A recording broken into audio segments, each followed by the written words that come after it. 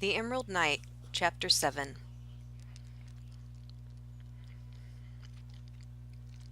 There were no prisoners in the dungeon of Ural Castle, which made it easy for the king to dismiss any guards that may have been on patrol in the area.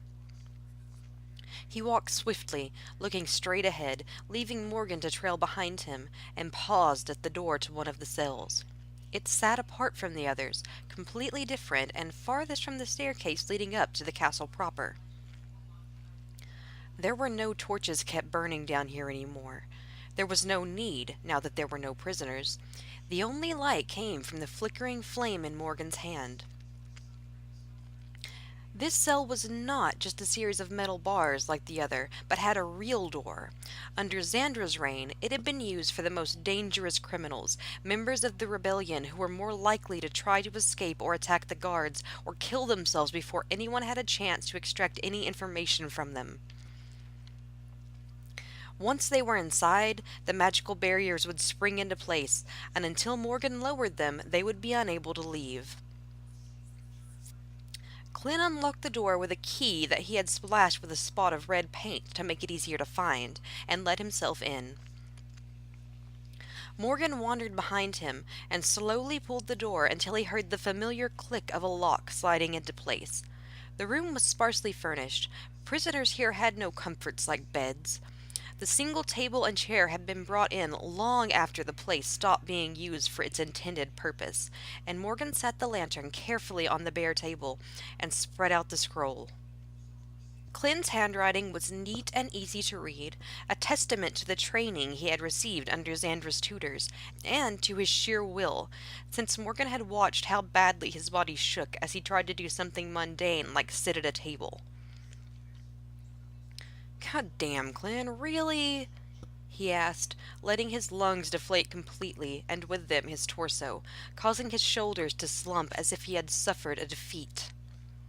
"Yeah," Clint said to the floor, where he sat on his knees with his hands neatly folded in his lap.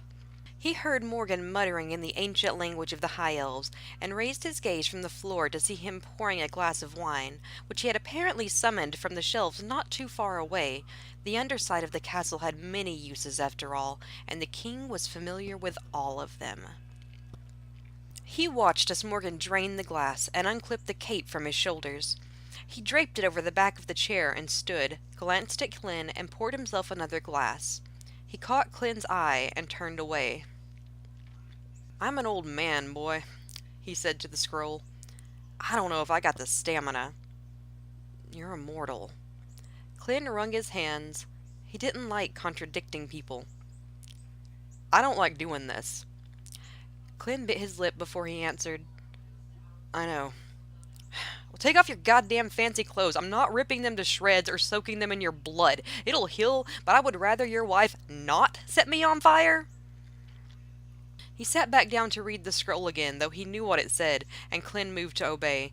He didn't look at him as he slowly peeled out of the royal regalia, folded each piece neatly, and sat it on the table. He didn't need to. He had seen it before. He knew exactly how much time it took. "Are you ready?" he asked, glancing up when he thought enough time had passed. There was a faint green light emanating from Clint's chest, where his heart would be if he still had one. Clint had his eyes closed and his head bowed and seemed to be deep in thought. "Answer me, hero," Morgan demanded, and Clint shook his head. "What do you need?" Morgan asked, watching the light pulsate in time with his heartbeat. It wasn't always visible. It didn't always glow, but down here. Clint's voice was soft and weak when he spoke. "Will you chain me? It's just been stronger, and I—" He sounded like he might cry, and Morgan's heart shattered. He stood, towering over the Emerald Knight without his armor, and grabbed him by both wrists, turned him quickly, and shoved him roughly until his face and chest collided with the cold stone wall. He held him there with one hand between his shoulder blades, and with the other brought a manacle from its position on the wall and locked it around Clint's wrist. With him thus secured, he was able to use both hands to lock the second one in place. "How's that?" he asked, hovering so that he would be able to hear the reply that he knew would come in a whisper. "It's too loose," Clint said to the wall. "And there's too much slack." "The slack," Morgan explained, is because before this is over, you will fall to your knees, and I'm not making it so tight that when you decide to call up that ridiculous armor, you break these chains. Clint nodded and Morgan stepped back. The room was lit with the slow, pulsating green light, and Clint tried to press his chest to the wall to muffle it. "Don't do that," Morgan warned. "You'll set it off." He walked away, and the only sound was the steady clink of his boots hitting the stone.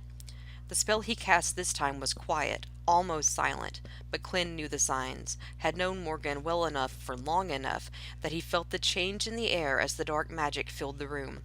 Then he heard the crack of the whip. Morgan was one of the few people on the planet who had access to weapons that had been created by high elves. Weapons made from blueprints handed down from a god. Weapons that were capable of harming creatures protected by divine intervention. Creatures like the Emerald Knight. Clint screamed as the first lash tore into his flesh and grabbed at the chains to steady himself. Morgan waited for the sound to die away before he spoke. "That is for making a fool of yourself in front of the Draken Queen," he explained patiently, and Clint nodded. The blood that seeped from his wounds was the same glowing green color as the soft light. It turned red as it dripped down his flesh. He could already feel the wound knitting itself back together, and bowed his head. "Stop it," he hissed to his own chest, and it shot a bolt of pain through his body in response. The wound closed. It was replaced. The crack of the whip filled the room, and he didn't scream this time, just held the chains and tried to beat back the demon trying to claw its way out of his heart. "That," Morgan explained, "is for embarrassing your wife." Crack. Pain. Blood. Disappointing your child. Pain. Pause. Clint tried not to turn around, to just stare at the wall and concentrate on the trickle of blood down his back. He knew why he stopped. "Please," Clint begged, tearing at the chains. Crack. Pain. "For killing the woman who loved you." Morgan's voice was cold, filled with hate, and he began an onslaught in earnest. No longer did the wounds have time to heal before new ones were etched into his flesh. Clint closed his eyes, leaned into the wall, held the chains to take away the slack, and let them support the weight of his body. "Turn around." Morgan punctuated the command with a crack of the whip. "There's no more flesh on your back to take. I want to hear your screams echo off these walls." He turned, wound the chains around his wrists, and stared at the ceiling to take deep breaths as the rough texture of the stone pressed into his raw back. He could feel the wounds knitting together and squirm, trying to force them back open. "Hold still," Morgan commanded, and Clint saw that his eyes had turned white. A dark light surrounded him in shades of black and purple and gave the world a surreal, dreamlike quality. Clint nodded and forced himself to stop moving and closed his eyes. Crack. The pain never came. The whip would have hit him in the chest, and the demon inside sprouted to protect itself.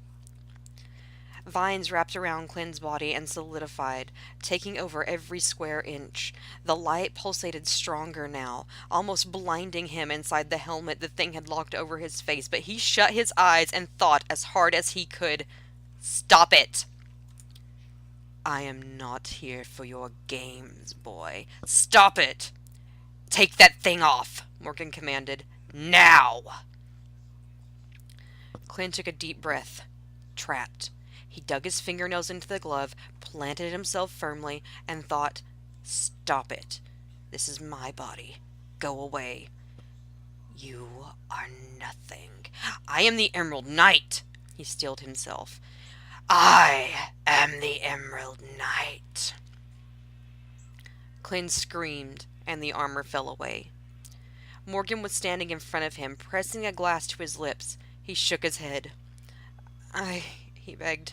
More, please, Morgan, I'm not done." "We're done," Morgan said firmly. "Drink it or I'll force it down your throat. You screamed yourself hoarse." Clint opened his mouth and was shocked to taste water, lightly steeped in just enough alcohol to make it drinkable. He had expected a healing potion or wine. Morgan tilted the glass so that he could only take sips, so that he was forced to concentrate on the soothing sensation of the cold wetness against his hot throat. He forced him to empty the glass before he allowed him to speak. "I'm sorry," Clint said as Morgan unlocked his wrists, "for making you do this." "I know," Morgan replied. "Turn around. I think you've healed, but I don't want to leave scars." Clint turned and let Morgan run a cool, wet cloth over his back. It didn't hurt. Of course it didn't. He didn't get to control his own body anymore. No scars, no tattoos, no piercings if he ever took them out. The wound would just heal and he'd be forced to shove the earring back through unbroken flesh. It wasn't his decision to make. "You're fine," Morgan told him, bringing the cloth into a bucket. The water was red. Clinton disagreed, but kept it to himself. "How do you feel?" Morgan asked, taking him by the hand to lead him back to the table. "Better," Clinton told him, because it was the only positive thing he could think to say that wasn't a lie. "Thank you. Fucking shoulder's killing me." Morgan rubbed it for emphasis, then began to wind up the whip.